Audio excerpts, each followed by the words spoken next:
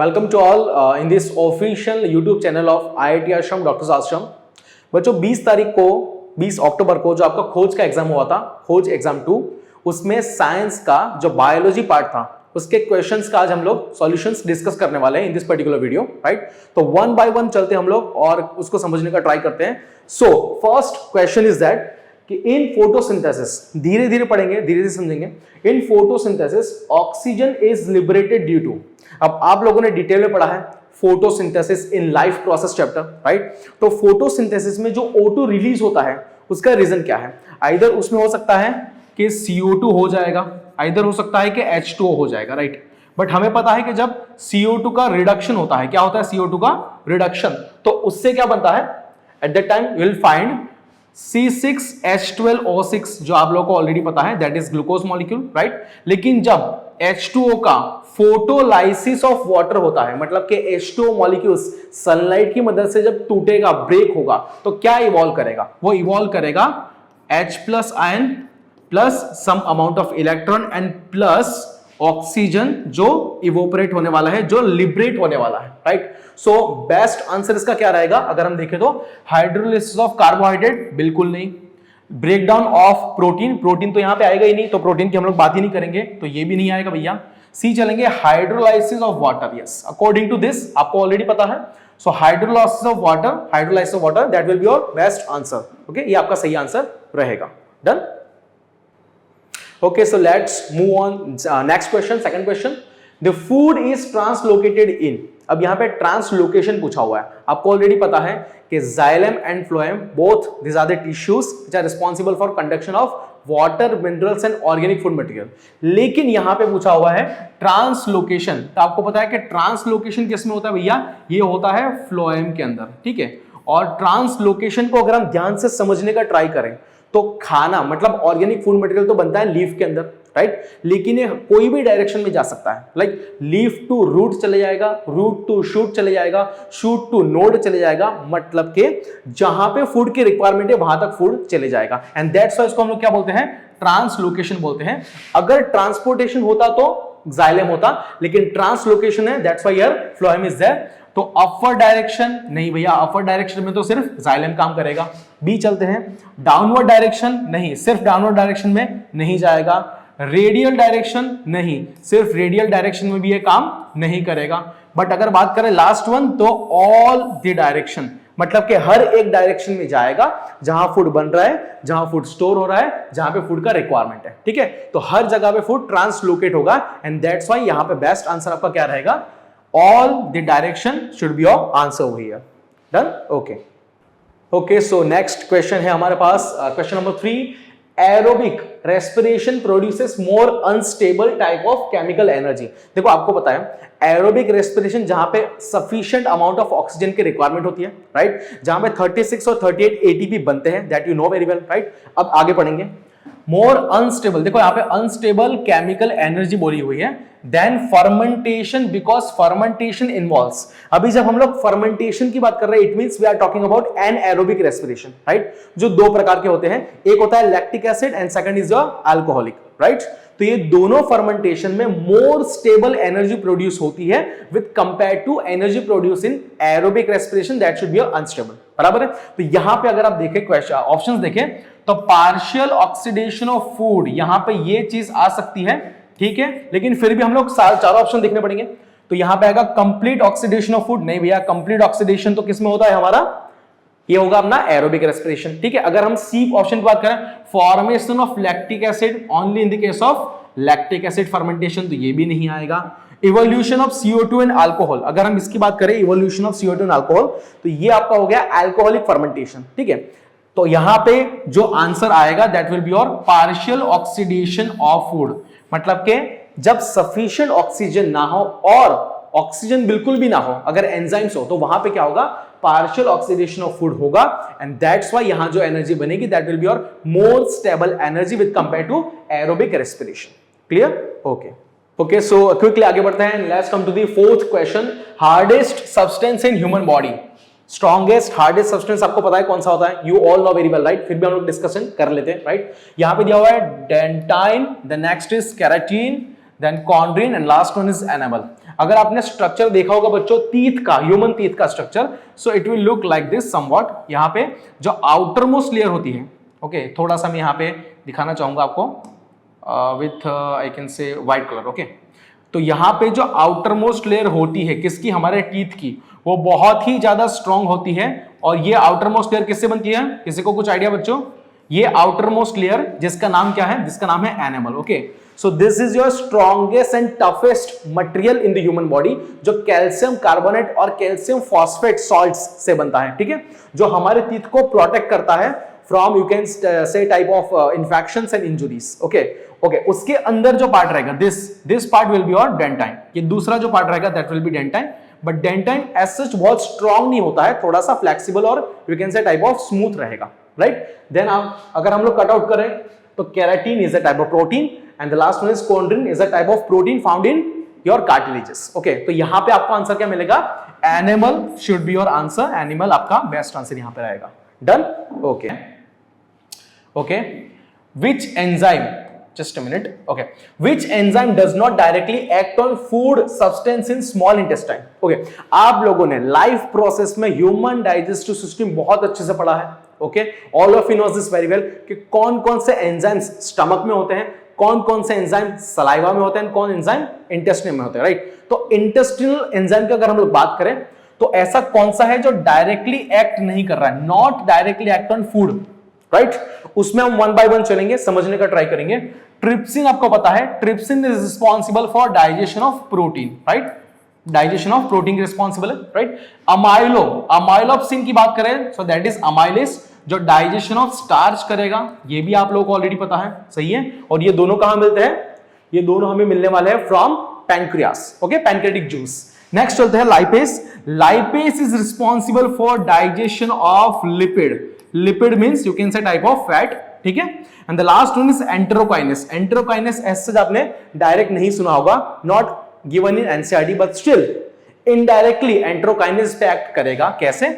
जैसे हम लोग बात कर रहे थे पैंक्रेटिक जूस की, राइट। तो पैंक्रेटिक जूस में क्या होता है, फर्स्ट आपको मिलेगा वहां पे ट्रिप्सिनोजेन, क्या मिलेगा, trypsinogen, okay. So trypsinogen is your inactive enzyme. Trypsinogen क्या आपका इनएक्टिव एंजाइम है, अभी ये प्रोटीन का डाइजेशन नहीं कर पाएगा, बट इसे क्या करना पड़ेगा, एक्टिव करना पड़ेगा, एंड यहां से बनने वाला है ट्रिप्सिन। सो ट्रिप्सिनोजेन से ट्रिप्सिन बनेगा एंड देन आफ्टर ये प्रोटीन पे जाके एक्ट करेगा और प्रोटीन का डाइजेशन करेगा, ठीक है। तो ट्रिप्सिनोजेन से ट्रिप्सिन बनाने के लिए, ओके, जो एंजाइम रिक्वायर्ड है उसका नाम है enterokinase. So enterokinase not directly acting on the food but indirectly it is responsible for the digestion of proteins by activation of trypsin. Done? I hope आपको समझ में आ रहा होगा और क्लियर भी हो रहा होगा, राइट। तो हम लोग अभी नेक्स्ट मूव ऑन करते हैं, नेक्स्ट चलते हैं। Question number 6 in front of you जो हम लोग डिस्कस करने वाले हैं। क्वेश्चन नंबर 6 में पहले हम लोग को ओके डन। सो पहले पढ़ेंगे क्वेश्चन को प्रॉपरली अच्छे से, okay. So person died during sleep in with, मतलब एक पर्सन है जो सोते सोते ही मर चुका है, ठीक है। The room was closed end the container with burned charcoal, कई कंटेनर है उसमें बर्न्ड चारकोल है। समझ लो कि एक रूम है, ठीक है, यहां पे कोई पर्सन सो रहा है और एक कंटेनर है और यहां पे एक चारकोल है, ठीक है। और ये चारकोल कैसा हुआ है, जला हुआ है, बर्न है, राइट। तो चारकोल हुआ है burn, was found in the room. The possible cause of death, मतलब पॉसिबल कॉज क्या रहेगा, ऐसा क्या हुआ है जिससे वो पर्सन मर चुका है सोते सोते ही, राइट। क्योंकि उस रूम में क्या था, एक कंटेनर था, उसके अंदर क्या था हमारे पास, उसके अंदर था चारकोल, एंड चारकोल कैसा था, जला हुआ था, राइट। तो इससे बनेगा CO, क्या निकलेगा इससे, CO विल बी और कार्बन मोनोऑक्साइड, राइट। जब CO ये पर्सन की बॉडी में जाएगा, because you all know very well कि हीमोग्लोबिन जो होता है हमारे ब्लड में, उसकी एफिनिटी ऑक्सीजन से ज्यादा किसकी होती है, कार्बन मोनोऑक्साइड की होती है। तो कार्बन मोनोऑक्साइड जाएगा और कुल मिला के ये क्या करेगा, ऑक्सीजन का लेवल बहुत ज्यादा कम कर देगा हमारी बॉडी में। और जैसे कार्बन मोनोऑक्साइड बढ़ा, ऑक्सीजन का लेवल कम हुआ, तो पर्सन की हो गई डेथ, ठीक है। तो यहां पे ऑप्शन देख लेते हैं। Haemoglobin, HB stand for haemoglobin, has more affinity to combine N2, बिल्कुल नहीं। It has a more affinity to combine with CO, but किसके कंपेयर में, वो तो बोला नहीं है, तो ये भी नहीं आएगा, right. No availability of oxygen, ये आ जाएगा क्योंकि वहां पे ऑक्सीजन है ही नहीं। अगर कार्बन मोनोऑक्साइड पूरे रूम में भरा हुआ है तो ऑक्सीजन कंपैरेटिवली बहुत कम हो चुका है, तो इस मतलब जो पर्सन की डेथ हुई उसका मेन कॉज क्या रहेगा कि यहां पे no availability of oxygen will be there. Combined effect of A and B, A and B तो बिल्कुल नहीं आएगा भैया, तो इसका आंसर रहेगा आपका सी। ठीक है, तो क्वेश्चन 6 भी इस तरीके से सॉल्व हमने कर लिया। नेक्स्ट बढ़ेंगे क्वेश्चन नंबर 7 के साथ। Is there in front of you, जिसको हम लोग को डिस्कस करना है in detail with the conceptual moment. Okay, so जब pyramid of biomass is inverted in, देखो आप लोगों ने अच्छी तरीके से अवर एनवायरमेंट चैप्टर पढ़ा है, 10th का ही है, राइट, एनसीईआरटी में दिया हुआ है। तो हम लोग को पिरामिड्स की हमें बात कर रहे हैं। पिरामिड्स आपको ऑलरेडी पता है कि इस तरीके से पिरामिड बनता है, ये स्ट्रेट पिरामिड है, सीधा सीधा पिरामिड है। ठीक है, सबसे नीचे क्या आ जाएगा, सबसे नीचे आ जाएंगे प्रोड्यूसर्स, उसके नीचे आ जाएंगे, सॉरी उसके ऊपर आ जाएंगे प्राइमरी कंज्यूमर्स, उसके ऊपर आ जाएंगे सेकेंडरी कंज्यूमर्स एंड उसके ऊपर आ जाएंगे टॉप कंज्यूमर्स। अगर हम लोग और डिटेल में जाए तो प्रोड्यूसर्स क्या होते हैं आपके, टाइप ऑफ प्लांट, ठीक है। देन प्राइमरी कंज्यूमर लाइक आप ले सकते हो उसमें डियर ले लो, रैबिट ले लो, right. Then after secondary consumer and top consumer में आ जाएंगे आपके लायंस या टाइगर या फिर ह्यूमन। ठीक है, तो नॉर्मल जो पिरामिड होता है वो कुछ इस तरीके से बनता है, right, producers and consumers and all, जो आपको लोग ऑलरेडी पता है। बट ये जो पिरामिड है वो इन्वर्टेड हो जाएगा, उल्टा हो जाएगा। क्वेश्चन क्या पूछा है कि ये जो पिरामिड है वो इस तरीके से हो जाएगा, मतलब कि कुछ उल्टा हो जाएगा। प्रोसेस विल बी सेम, मतलब कि नीचे क्या रहेगा, producer, primary consumer, secondary consumer, tertiary consumer and top consumer, you can से। ठीक है, बट ये पिरामिड जब इन्वर्टेड हो जाएगा तो कौन से इकोसिस्टम में ये पॉसिबिलिटी है ना। तो अगर हम बात करें कि फॉरेस्ट इकोसिस्टम, नहीं भैया वहां पे तो सीधा ही रहेगा। ग्रासलैंड इकोसिस्टम, नहीं उसमें भी सीधा ही रहेगा। ऑल ऑफ द अबाउ तो आएगा नहीं, क्योंकि ये दोनों यहां पे नहीं है, तो ग्रासलैंड भी नहीं आएगा और फॉरेस्ट भी नहीं आएगा। ठीक है, अब बात कर लेते हैं पॉन्ड इकोसिस्टम। पॉन्ड मतलब कि एक आई कैन से पानी के अंदर एक्वियस इकोसिस्टम। ठीक है, तो उसमें ये पॉसिबल कैसे है, जैसा आप लोगों ने सुना होगा शायद कि प्रोटिस्ट आ जाए, ओके, कुछ प्रोटिस्ट होता है, किंगडम प्रोटिस्टा में आने वाले, वो पानी के ऊपर तैरते हैं। तो पानी के ऊपर तैरते हैं उसको हम लोग बोलते हैं, अगर प्रोड्यूसर की हम लोग बात करें, so in this will find phytoplankton. क्या बोलेंगे इसको, फाइटोप्लैंक्टन। फाइटोप्लैंक्टन वो होते हैं जो माइक्रोस्कोपिक प्रोटिस्ट है, जो फोटोसिंथेसिस करते हैं। ठीक है, दूसरा आएगा यहां पे, उसके ऊपर उसको खाने वाले आ जाएंगे ज़ूप्लैंक्टन्स। ज़ूप्लैंक्टन्स, ज़ूप्लैंक्टन्स वो है जो फाइटोप्लैंक्टन्स को खाते हैं, राइट। उसके ऊपर आ जाएंगे small fish, you can call small fishes. ठीक है, उसके ऊपर आ जाएंगे टॉप कार्निवर्स में आ जाएंगी आपकी, चलो यहां लिख देता अपन, लार्ज फिशेस। क्या आ जाएंगे यहां पे, लार्ज फिशेस। तो अब ये दोनों में डिफरेंस क्यों है, मतलब कि ये इन्वर्टेड क्यों आया। अगर आप गौर से देखो तो सीधा जब पिरामिड मिलता है, सीधा स्ट्रेट, तो वहां पे हर एक लेवल के बाद बायोमास क्या होता जाएगा, कम होता चला जाएगा। ठीक है, यहां जब ऊपर जाएंगे तो बायोमास यहां पे क्या होता जाएगा, कम होता जाएगा। लेकिन इन दिस पर्टिकुलर केस यहां पे क्या होगा, बायोमास बढ़ता चला जाएगा। मतलब के फाइटोप्लैंक्टन से ज़ूप्लैंक्टन का बायोमास ज्यादा है, स्मॉल फिशेस का उससे ज्यादा है, लार्ज फिशेस का उससे ज्यादा है। ठीक है, so for this particular reason यहां पे अकॉर्डिंग टू बायोमास अगर कंसेप्ट हम लोग ले रहे हैं, देखो एनर्जी का कंसेप्ट डिफरेंट है, वो सबके लिए सेम रहेगा, एनर्जी ट्रांसफर। बट अगर बायोमास की बात करें तो यहां पे बायोमास क्या होता चला जाएगा, कम होता चला जाएगा, और यहां पे क्या होता चला जाएगा, बढ़ता चला जाएगा। एंड दैट्स व्हाई यहां पे बेस्ट आंसर क्या रहेगा आपका, pond ecosystem should be your answer in this case. Done, clear, चलो डन, ओके। एक बार इसको शांति से पढ़ेंगे आराम से। The process of converting mRNA molecule to protein. देखो ये क्या पूछा हुआ है, mRNA टू प्रोटीन। आप लोगों ने 9th में सेल चैप्टर पढ़ा है, उसमें राइबोसोम्स पढ़े as cell organelles. Yes, you know, remember, आपको पता ही है ना, यू डू रिमेंबर। सो यहां पे अगर हम बात करें कि समझ लो भैया एक सेल है, ये क्या है आपका सेल है, और ये सेल के अंदर क्या है, न्यूक्लियस है। ये आपका क्या हो गया, सेल हो गया, और ये सेल के अंदर का क्या हो गया, न्यूक्लियस हो गया। तो पहले सेल के न्यूक्लियस में एक्टिविटी क्या होती है, जैसा आप लोग को ऑलरेडी पता है कि सेल के अंदर होता है डीएनए। क्या होता है, डीएनए, और डीएनए से फिर क्या बनता है, एमआरएनए। क्या बनेगा, फर्स्ट ऑफ ऑल एमआरएनए। तो जब डीएनए से डीएनए को स्ट्रैंड को कॉपी करके बनेगा एमआरएनए, तो ये प्रोसेस को हम लोग बोलते हैं ट्रांसक्रिप्शन। क्या बोलेंगे इसको, ट्रांसक्रिप्शन आप लोगों ने डेफिनेटली पढ़ा होगा बहुत अच्छे से, राइट। ये प्रोसेस हो रही है न्यूक्लियस के अंदर, ठीक है। अब ये एमआरएनए न्यूक्लियस से कहां पे आएगा भैया, साइटोप्लाज्म में आएगा, जहां पे राइबोसोम प्रेजेंट है। जहां पे क्या प्रेजेंट है, राइबोसोम यहां पे अवेलेबल से, बराबर है। अब ये राइबोसोम्स के पास एमआरएनए आएगा और बहुत सारी अलग अलग प्रकार की रिएक्शन करेगा, and after all this things यहां पे बनेगा फाइनली प्रोटीन। क्या बन जाएगा, प्रोटीन, ठीक है, done. So DNA to mRNA gives you, process का नाम है डीएनए ट्रांसक्रिप्शन। और एमआरएनए से जब प्रोटीन बनेगा, क्या बनेगा, प्रोटीन बनेगा। ये प्रोसेस कहां पे हो रही है, ये प्रोसेस राइबोसोम्स के पास हो रही है, एंड इसी प्रोसेस का नाम क्या है, ट्रांसलेशन। क्या नाम है इसका, ट्रांसलेशन, जो आपका आंसर रहेगा, राइट। तो ट्रांसक्रिप्शन नहीं, mRNA to DNA. Translation yes answer है। रिप्लिकेशन तो बिल्कुल नहीं आएगा। ट्रांसडक्शन तो ऐसा नहीं आएगा, वो तो कंडक्शन हो गया, ठीक है। तो आपका आंसर रहेगा ट्रांसलेशन, डन। या आप लोगों ने पढ़ा होगा या नहीं पढ़ा होगा तो आगे पढ़ोगे, डन। चलो आगे बढ़ते हैं, पेन लेना पड़ेगा तो ओके पहले क्वेश्चन को पढ़ेंगे once again, right. So let us start with question number 9। When compare to terrestrial animal, देखो टेरेस्ट्रियल एनिमल मतलब कि जो जमीन पे रहते हैं, ठीक है, उसके कंपेयर करें, why is the gas exchange more difficult for aquatic animal. ये आपको ऑलरेडी पता है, ये ऑलरेडी आपको पता है कि एक्वेटिक एनिमल का रेट ऑफ रेस्पिरेशन ज्यादा होता है with compare to terrestrial animal, सही है। और ये क्यों होता है ये आपको पता है, राइट। तो यहां पे water is less dense in than air, नहीं भैया ऐसा कुछ नहीं होता है। Water contain much less oxygen than air per unit volume, yes ये हो सकता है। दूसरे दो देखने पड़ेंगे हमें। Gills have less surface area than lungs, बिल्कुल नहीं।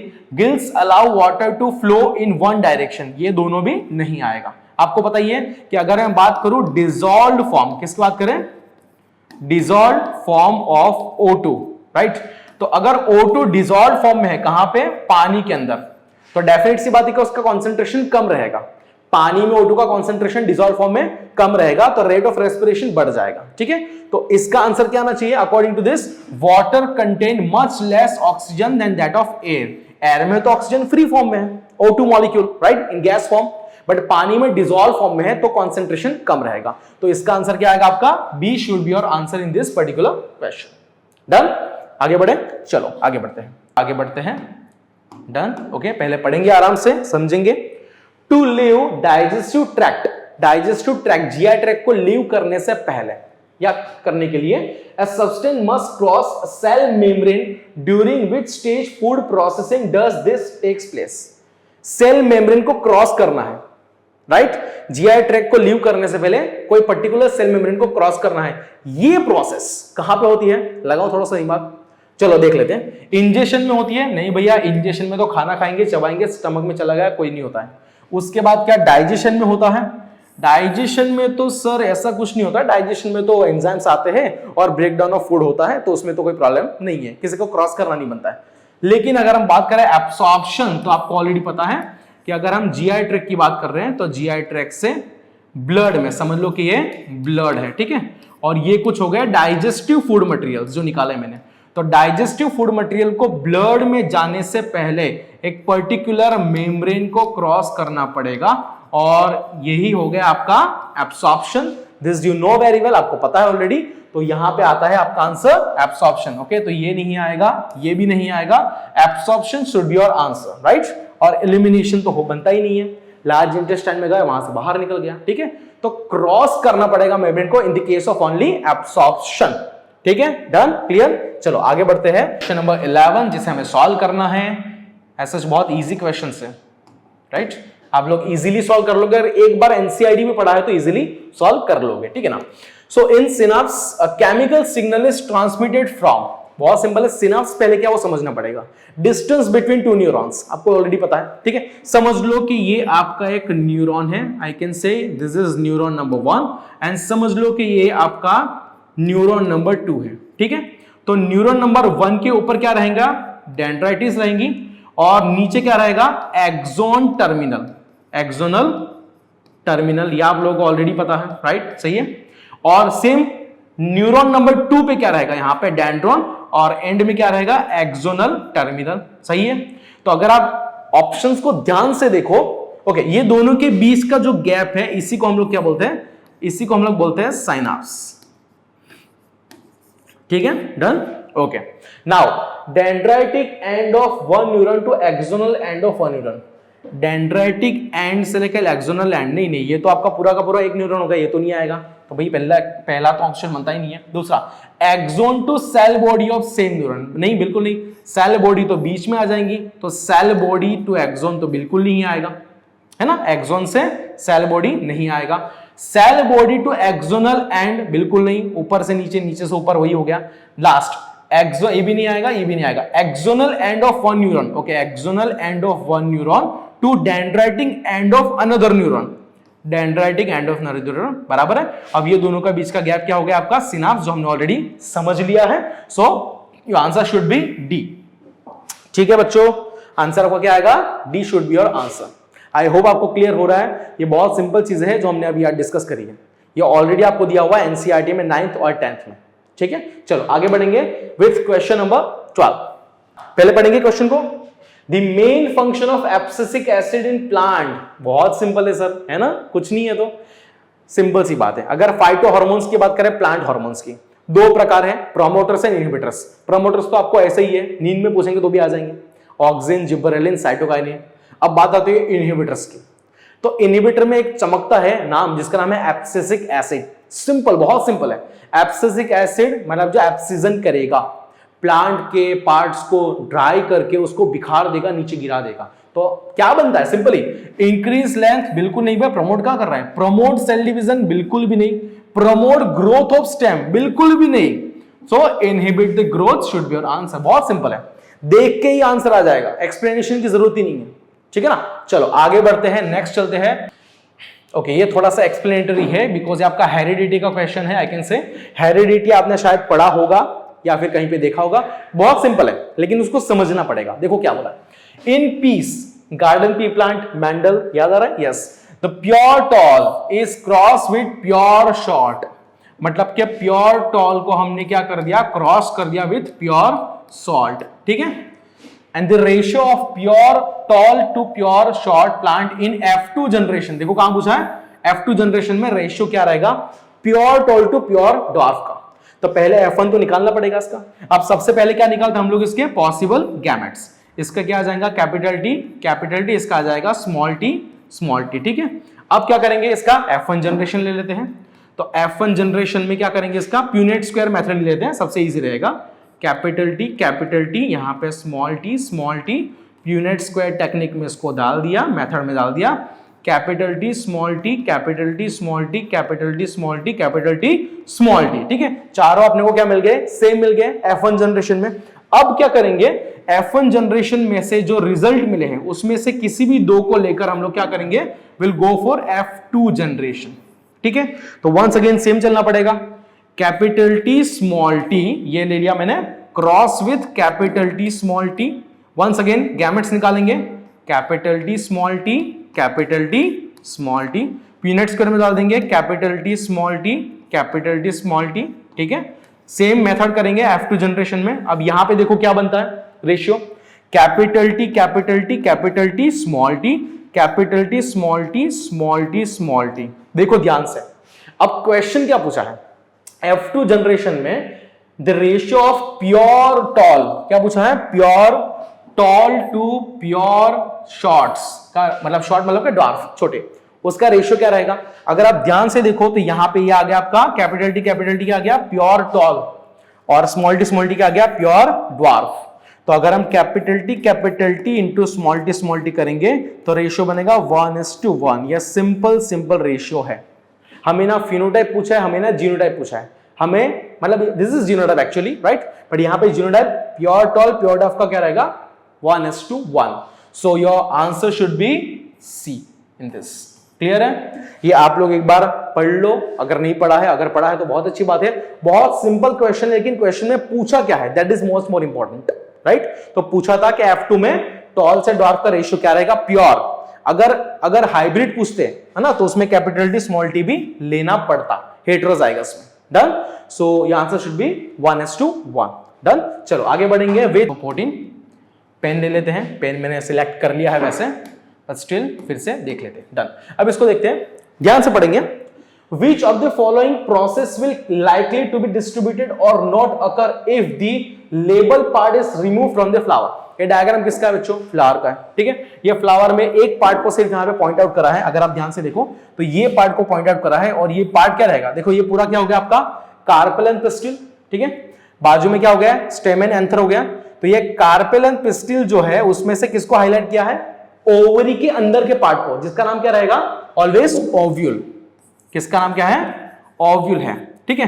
सो आफ्टर सेक्सुअल रिप्रोडक्शन, जब सेक्सुअल रिप्रोडक्शन हो जाएगा तो you know very well, I know very well कि after sexual reproduction in flowering plants ovary gets convert to fruit and ovule get convert to seed, ठीक है। तो अगर हमने ये पार्ट को रिमूव कर दिया, अगर यहां पे ओव्यूल है ही नहीं, तो क्या होगा? क्या डिस्टर्ब हो जाएगा? सिंपल है, फ्रूट तो ओवरी से होगा भैया, ट्रांसपोर्ट नहीं, फॉर्मेशन पोलन नहीं, फॉर्मेशन ऑफ सीड, तो आंसर शुड बी डी। कितना सिंपल है। अगर ओव्यूल को निकाल दिया तो सीड बनेंगे ही नहीं, तो फ्रूट भी ऐसा नहीं बनेगा, कुछ काम का नहीं रहेगा। सही है, तो आपका आंसर रहेगा यहाँ पे D should be your answer, right. अब चलेंगे लास्ट क्वेश्चन पे, and that will be your question number 15। चलो आगे बढ़ते हैं।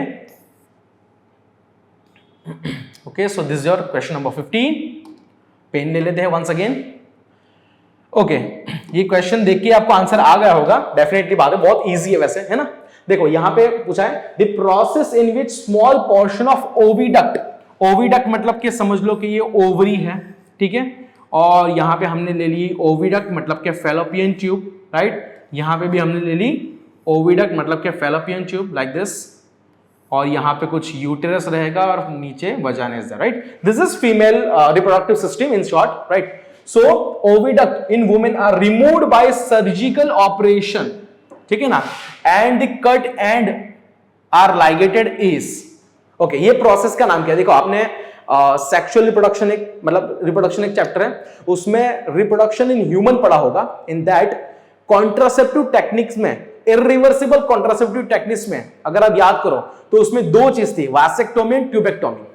वैसेक्टोमी इज फॉर मेल, जहां पे वासा डिफरेंशिया को कट करते हैं, and tubectomy is for female. तो यहां पे बात करिए ओविडक्ट, ओविडक्ट आपका क्या रहेगा? ओविडक्ट की बात करें, जिसको हम लोग क्या बोलते हैं? फैलोपियन ट्यूब भी बोलते हैं। अगर इसको हमने कट कर दिया और बाद में उसको लाइगेट कर दिया, मतलब कि कट करने के बाद, कट लगाने के बाद उसको बांध दिया, टाई कर दिया, तो ये प्रोसेस का नाम क्या रहेगा? This process will be always tubectomy. सही है, डायफ्राम वाला तो कुछ नहीं बनता है, वासेक्टोमी तो मेल में आता है, कॉपर्टी तो आएगा नहीं, तो answer should be B always, ठीक है। Done. So with this we have discussed 15 different questions in detail. I hope कि आपको पसंद आया होगा। Thank you so much.